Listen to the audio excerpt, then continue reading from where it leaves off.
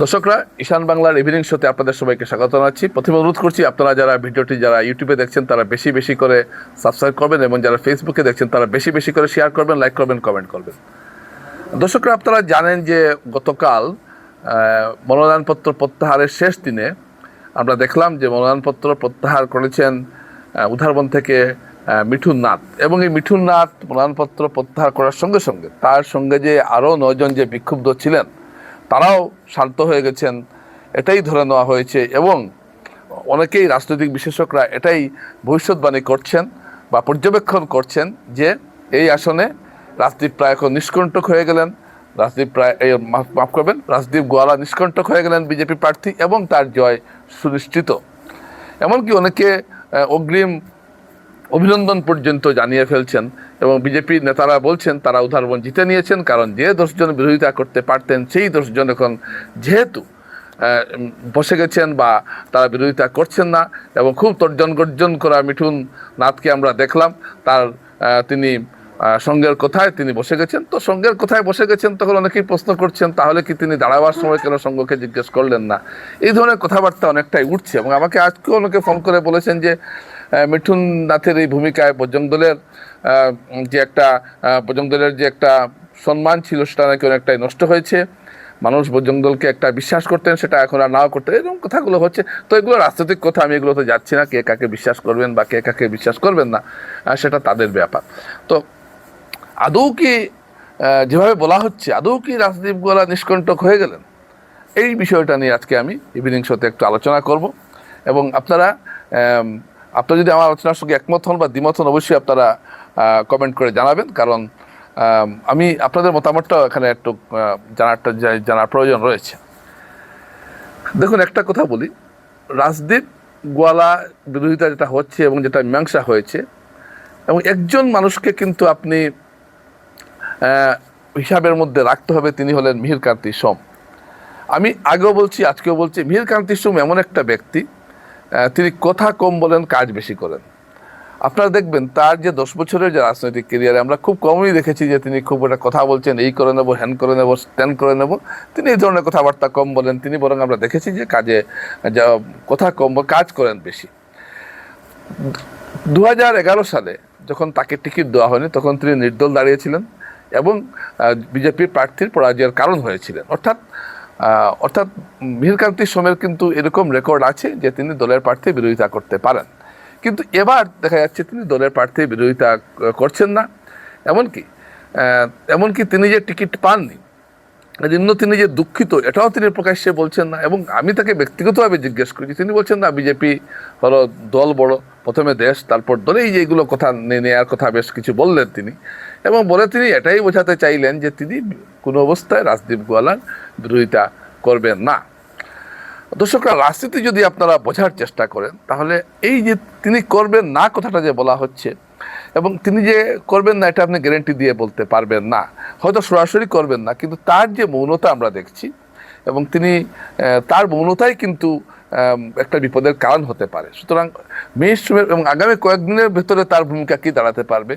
উধারবন আসন নিষ্কণ্টক করতে হলে বিজেপিকে প্রথমেই যে ব্যক্তিটিকে সাংঘাতিকভাবে শান্ত করতে হবে এবং খুব মনোযোগের সঙ্গে শান্ত করতে হবে। এমনিতে না, তার বাড়িতে গেলাম, রসগোল্লা খেয়ে নিলাম, এরকম না।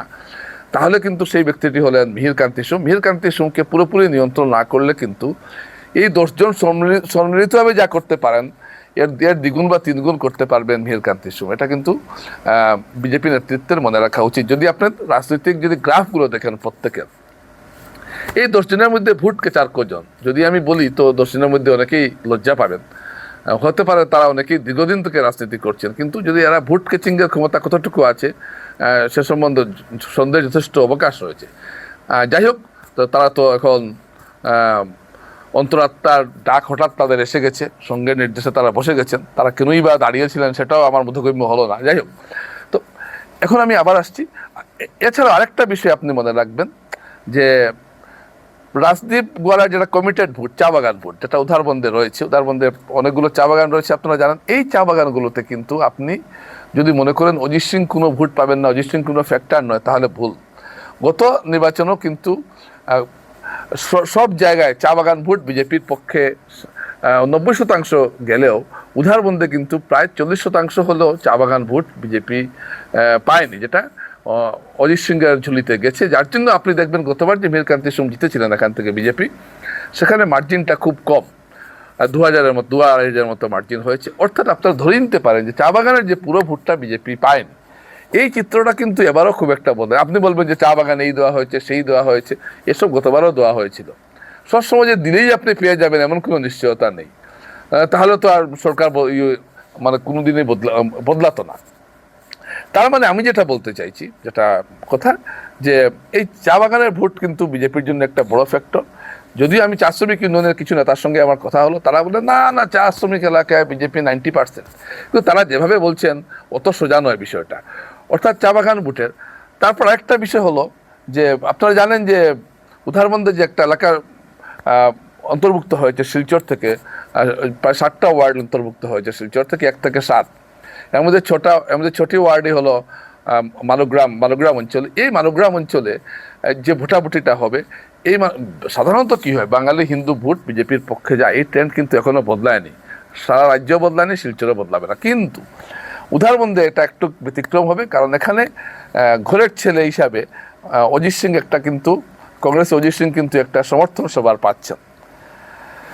তাছাড়া আরও যে বিষয়টা, সেদিন আমি আপনাদেরকে আগেও বলেছিলাম, এখনও বলছি, সেদিন আমার সঙ্গে দেখা হয়েছিল বিজেন্দ্র প্রসাদ সিং বাদশার সঙ্গে। তিনি দায়িত্বে আছেন উধারবন্দের প্রভারী হিসাবে। তো তিনি বললেন যে বিজেপির ভোট ভাঙা খুব কঠিন, এবং তখনও মিঠুন নাথ আত্মসমর্পণ করেননি যে বিজেপির ভোট ভাঙা খুব কঠিন। এই বিজেন্দ্র সিং বলল, আমি বলছি যে আপনারা মিলিয়ে দেখে নেবেন যে মালোগ্রাম ইটখোলা অঞ্চলের একটা বড় সংখ্যক ভোট কিন্তু কংগ্রেসের দিকে যেতে পারে। তাছাড়া এখন পর্যন্ত বিজেপির পক্ষে সবচেয়ে যে সুবিধা, সেটা হলো উধারবন্দ আসনটি বাঙালি হিন্দু অধ্যুষিত আসন হওয়া সত্ত্বেও এখানে রাজদীপ গোয়ালাকে মনোনয়ন দেওয়ার পরও অনেকে চেষ্টা করেছেন, কিন্তু সেইভাবে বাঙালি সেন্টিমেন্টটা উঠেনি। কিন্তু নির্বাচনের আগে যদি কেউ উঠানোর চেষ্টা করেন, তাহলে সেটা বিজেপির জন্য ক্ষতিকর হতে পারে। এটাও কিন্তু একটা ঘটনা। তাই এই কথাটা আমি বারবার বলতে চাইছি যে এই 10 জনকে আত্মসমর্পণ করিও, বা এই 10 জনকে ঘরে বসিয়ে দিও, বা এক কথায় তাদেরকে তাদের বেডরুমে পাঠিয়ে দিও, রাজদীপ গোয়ালা যে একেবারে নিষ্কণ্টক, তিনি জিতে বসে আছেন, এমনটা ভাবার মতো কিন্তু ঘটনা ঘটেনি।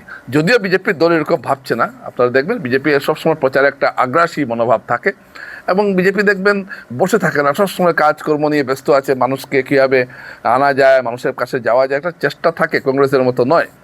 তো সুতরাং এসব করছে, কিন্তু এই বিষয়গুলো কিন্তু যদি গেরুয়া দল খুব একটা গুরুত্ব না দেয়, যে না অজিত সিং কি এরকম যদি ভাবা শুরু করে, না পারবে না, না আমাদের সব আছে, যে কাঁচা চা শ্রমিক ইউনিয়ন, এই বরাক চা শ্রমিক ইউনিয়নের কিছু পুরনো নেতা যেভাবে বলছেন, না সিম্বল দেখবে একদম সব বিজেপি, এই বাস্তব ক্ষেত্রে কিন্তু এ ধরনের ঘটনা ঘটবে না। অজিত সিংহ কিন্তু পুরনো খেলোয়াড়। অজিত সিংকে গতবারও অনেকে বাতিলের খাতায় ফেলে দিয়েছিলেন, কিন্তু তিনি সামান্য ভোটে হেরেছেন। তারপর এবারও অজিত সিংকে আপনি বাজারে একেবারে যদি আপনি খাতায় ফেলে দিন, তাহলে কিন্তু খরচের খাতায় ফেলে দিন, তাহলে সেটা কিন্তু ভুল হবে। তাই আমি আজকে এটাই বোঝানোর চেষ্টা করছি, বা এটাই আমি যেটা বিশ্লেষণ করার চেষ্টা করছি, সেটা হলো যে উধারবন্দে রাজদীপ গোয়ালা এখন যে পুরোপুরি নিষ্কণ্টক হয়ে গেছেন এমন নয়, অনেক সমীকরণ কিন্তু বাকি রয়েছে। এবং আমি আস্তে আস্তে আরও যেগুলো ডেভেলপমেন্ট ঘটবে আগামীতে, যে ঘটনাগুলো ঘটতে যাবে, সেইগুলো সম্বন্ধে আমি আপনাদের কাছে আগামীতে আরও বিশ্লেষণ হাজির করব। কিন্তু এইটুকু বলতে চাই যে যে মিঠুন নাথ এবং তার সহযোগীরা বাসুদেব শর্মা সহ এরা সবাই বসে গেছেন বলে ভাববেন না যে সব কিছু ঝড়, আকাশ পরিষ্কার হয়ে গেছে, ঝড় আর হবে না, এমন কোনো কথা নয়। এটা কিন্তু মনে রাখার মতো বিষয়। নমস্কার।